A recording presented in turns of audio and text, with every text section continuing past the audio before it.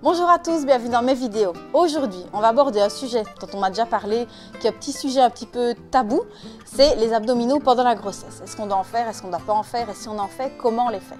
Donc aujourd'hui, je me suis accompagnée d'une amie, d'une collègue que vous connaissez déjà, qui est Nat, qui est très souple et qui est en fin de grossesse, donc sur elle, ça va être flagrant, comment travailler les abdominaux et pourquoi le faire.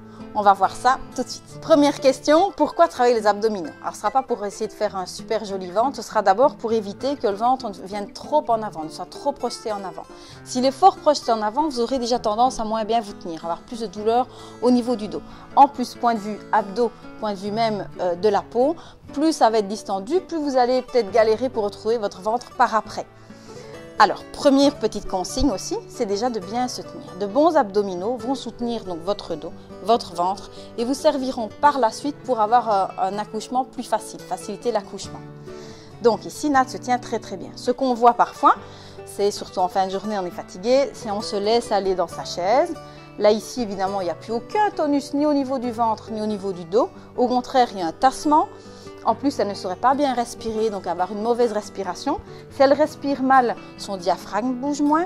Donc, c'est vraiment tout compressé. Donc, elle va vraiment essayer de se redresser, comme si c'était un petit pantin. Comme ça que je tire par le sommet du crâne. Donc, régulièrement pendant la journée, essayez de penser à vous retenir convenablement. Dégager les épaules, se grandir, laisser justement le diaphragme bien bouger. Et le ventre bouge aussi. Et donc, c'est là... Comment le premier exercice pour renforcer les abdominaux, c'est d'abord la respiration en bonne posture, en bonne position. Quand elle souffle, son ventre rentre. Donc ici, on voit très bien chez elle. Quand elle souffle, c'est comme s'il se vidait. Je me demande où elle a fait passer bébé. Et elle inspire, elle laisse revenir naturellement. Pas lâcher d'un coup non plus, c'est naturel. On ne réfléchit pas vraiment, on laisse inspirer. Elle expire, ça rentre. Et elle expire, elle relâche. Donc déjà ça, elle est en train de faire travailler des muscles profonds, les muscles qui jouent pour la respiration. Donc elle a son diaphragme qui travaille. Elle a aussi, en synergie avec le diaphragme, le périnée qui va être aussi sollicité, l'autograndissement. Elle a ici toute sa sangle abdominale profonde, donc sa gaine. On voit vraiment l'effet de gaine chez elle qui travaille. Donc c'est ce muscle-là le plus profond qui va vraiment faire cet effet de renforcement et de soutien. Là, on voit vraiment qu'elle est en train de travailler sa sangle abdominale profonde.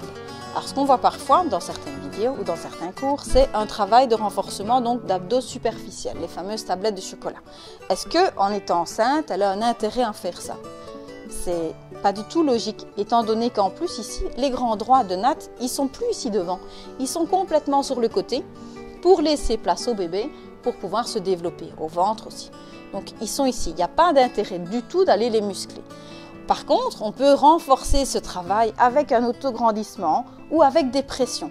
Donc, elle aura plus encore la sensation de travail au niveau des abdominaux si elle place par exemple ses mains derrière la tête. Voilà, donc attention, ce ne sont pas les mains qui vont pousser la tête vers l'avant, c'est la tête qui repousse les mains et elle se grandit, elle s'allonge. Donc, elle expire, voilà, le ventre se vide et elle pousse la tête dans les mains. Elle inspire, elle arrête la pression. Et elle relâche. Donc attention aussi de ne pas tomber dans les extrêmes, aller faire une force énorme et se mettre des tensions dans les trapèzes, c'est pas le but. Le but c'est qu'elle s'allonge, ici on voit bien sa nuque comme elle est bien allongée, elle allonge toute sa colonne. Donc on ne pense pas qu'au bas du dos ou au milieu du dos, c'est vraiment de la base du crâne jusque vraiment au coccyx. Voilà. Alors pour les petites corrections posturales, on peut aussi rajouter, donc attention à votre distance épaule-oreille, donc les épaules restent bien basses, on ne remonte pas, on ne se voûte pas non plus aller enrouler le dos. Voilà, et c'est juste sur l'expiration, on peut faire par exemple 5 expirations, puis on relâche un petit peu. De toute façon, donc la base du travail abdominal pour la grossesse, ce sera la position, la posture. Voilà, j'espère que cette vidéo va vous interpeller un petit peu sur cette logique de travailler les abdominaux avec la respiration, surtout avec l'expiration active. Nous, on se retrouve très bientôt pour d'autres idées, d'autres exercices, d'autres conseils. Merci beaucoup, à très bientôt, ciao!